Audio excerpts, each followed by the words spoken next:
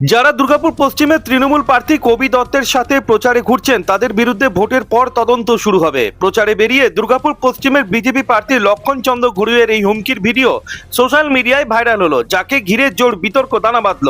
Durgapur chamber of commerce বিজেপির প্রার্থীর বিরুদ্ধে নির্বাচন কমিশনের দ্বারস্থ হলেন। যারা ধমকাচ্ছেন, যে কজন ব্যবসায়ী কবি বাবুকে নিয়ে ঘোরাঘুরি করছেন, জানি ইতিহাসে কি ইতিহাস আছে।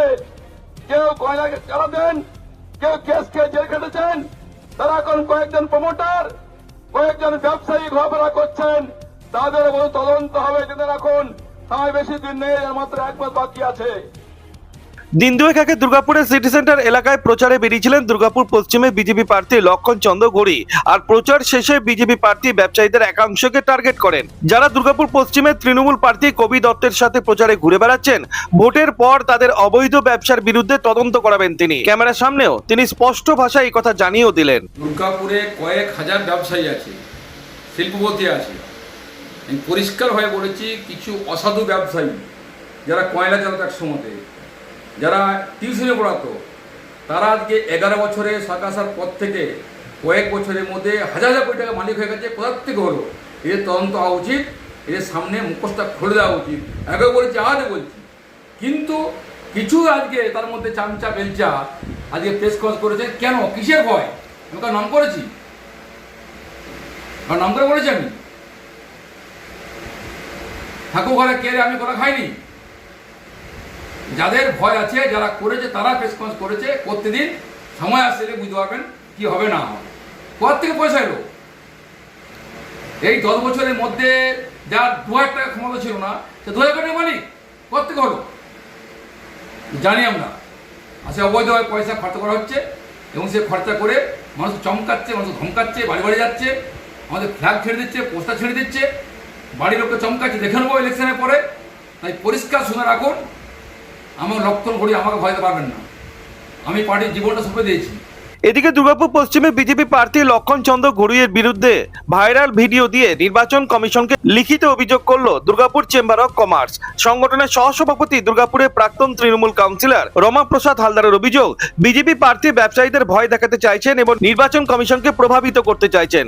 ফের যদি এই ধরনের হুমকি দেওয়া হয়, তাহলে তার পাল্টা উত্তর দুর্গাপুর চেম্বার অফ কমার্স দিতে তৈরি রয়েছে বলে জানিয়েও দেন তিনি। কবি দত্ত আমাদের চেম্বার অফ কমার্সে 2017 সাল থেকে 2021 সাল পর্যন্ত নির্বাচিত সভাপতি ছিলেন।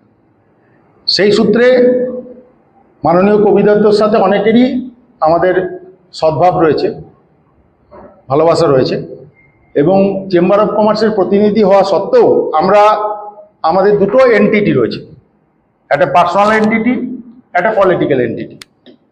আমরা পার্সোনাল এন্টিটি নিয়ে বলতে পারি, আমি কাকে ভালোবাসবো না বাসবো সেটা তার আমাদের নিজস্ব ব্যাপার। কিন্তু যেভাবে লক্ষণ ঘড়ি মহাশয় একটা অ্যাটাক করেছেন, পার্সোনাল অ্যাটাক করেছেন, ইডি সিবিআই দিয়ে আক্রমণ করার চেষ্টা করেছেন, সেটার আমরা তীব্র বিরোধিতা করছি। কারণ এটা মনে হচ্ছে BJP ED CBI election commission থেকে শুরু করে সবাইকে দলদাসে পরিণত করেছে। আমরা এর বিরুদ্ধে তীব্র প্রতিবাদ জানাচ্ছি দুর্গাপুর চেম্বার অফ কমার্স এবং ইন্ডাস্ট্রির পক্ষ থেকে। এবং আগামী দিন যদি সত্যি এরম ধরনের কোনো ঘটনা ঘটে, বা এরম ধরনের যদি কোনো ঘটনার জন্য যদি লক্ষণ ঘড়ি যে ধরনের কথা বলছেন, সেই জন্য ব্যবসায়ীদের আতঙ্কিত করার চেষ্টা করছেন, তার আমরা তীব্র প্রতিবাদ করছি।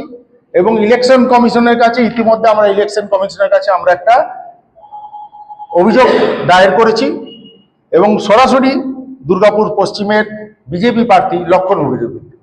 এবং আমরা চাইছি এই ধরনের ভীতিপ্রদ এবং এই ধরনের মানুষকে ভয় দেখানোর যে রাজনীতি চলছে, সেই রাজনীতিতে দুর্গাপুর চেম্বার অফ কমার্স আর ইন্ডাস্ট্রি বিশ্বাস করে না।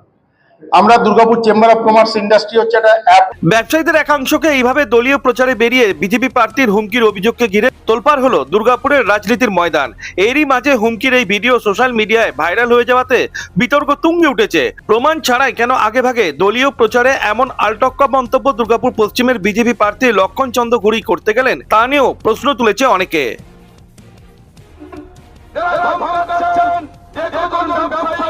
কবি বাবুকে নিয়ে ঘোরাঘুরি করছেন, জানি ইতিহাসে কি ইতিহাস আছে। কেউ কয়লাকে চালা দেন, কেউ কেসকে জেল কেটেছেন, তারা এখন কয়েকজন প্রমোটার, কয়েকজন ব্যবসায়ী ঘোরাঘুরি করছেন। তাদের তদন্ত হবে, রাখুন। সময় বেশি দিন নেই, এর মাত্র 1 মাস বাকি আছে। দুর্গাপুর থেকে অনুরাধা সিংগুপ্ত রিপোর্ট, খাঁটি খবর।